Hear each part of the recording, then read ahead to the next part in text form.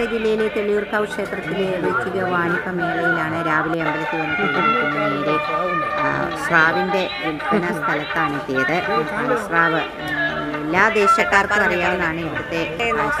ചേട്ടൻ നമ്മളെ അത് വിശദമാക്കി തരുന്നതായിരിക്കും. സ്രാവിനെ പറ്റി ഒരുപാട് എല്ലാവർക്കും ഇവിടുത്തെ എല്ലാ കച്ചവടക്കാർക്കും ഇതിനെപ്പറ്റി ഒരുപാട് കാര്യങ്ങൾ പറയാനുണ്ട്.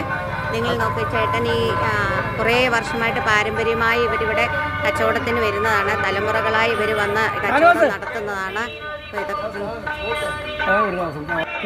പാൽസ്രാവാണ് ഈ കെട്ടി തൂക്കിയിട്ടിരിക്കുന്നത്. നല്ല റേറ്റ് ഉണ്ട്.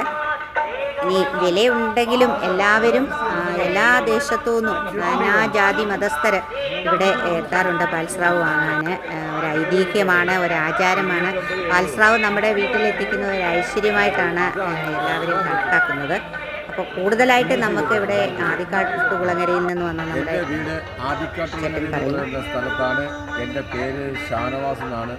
ഞങ്ങൾ ഇവിടെ തെള്ളൂർക്കാവിൽ ഞങ്ങൾ പാരമ്പര്യമായിട്ട് 4ാം തലമുറക്കാരനാണ് ഞാൻ.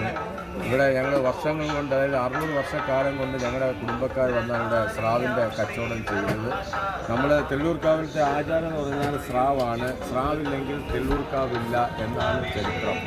അപ്പം ഇവിടുത്തെ സ്രാവിൻ്റെ വെറൈറ്റി എന്ന് പറയുന്നത്, പിന്നെ സാദാ സ്രാവുണ്ട്, അതിന് 400 രൂപയുണ്ട് സാദാ സ്രാവ്, അത് ഒരു ഐറ്റമാണ്. രണ്ടാമത്തെ ഐറ്റം പാൽസ്രാവാണ്, 500 രൂപയുണ്ട്, 550 രൂപയുണ്ട് സ്രാവുകൾ.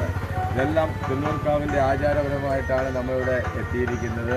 ഇവിടെ എല്ലാവിധ മതസൗഹാർദ്ദത്തിൻ്റെ രീതിയിലാണ് ഇവിടെ ഈ ബിസിനസ് നടക്കുന്നത്. ഇവിടെ ഈ ഭാഗത്ത്, അതായത് ഈ തെള്ളൂർക്കാവ് എന്ന് പറയുന്ന ഈ ഭാഗത്ത് നമ്മൾ ഈ 15-20 ദിവസമാണ് ഇവിടുത്തെ ഈ ജനപ്രവാഹം. അതായത് ഇവിടെ എന്ന് പറഞ്ഞാൽ ഒരു സാധാരണ നമ്മളിവിടെയൊക്കെ വന്നു കഴിഞ്ഞാൽ ഇതൊരു മലപ്രദേശമാണ്. ഇവിടെ ആൾക്കാരൊക്കെ കുറവാണ്, ആരെയും കാണാനില്ല. പക്ഷേ ഈ 20 ദിവസം എന്ന് പറയുന്നത് വളരെ ആഘോഷമാണ്. അപ്പോൾ ഒരു ഉത്സവം എന്ന് പറയുമ്പോഴത്തേക്ക് അത് ഒരു വേറെ ലെവലാണ്. അതെല്ലാവരും പിന്നെ കുടുംബക്കാരെല്ലാം വരുന്നത്. പക്ഷേ ഇവിടെ എന്ന് പറയുമ്പോഴത്തേക്ക് പിന്നെ പല സ്ഥലങ്ങളിൽ നിന്നും ആൾക്കാരുടെ വന്നിട്ട്, ഇപ്പോൾ ഞാൻ ഇന്നലെ അത് ഒരു കാര്യം ഇവിടെ കാണാനുണ്ടായി.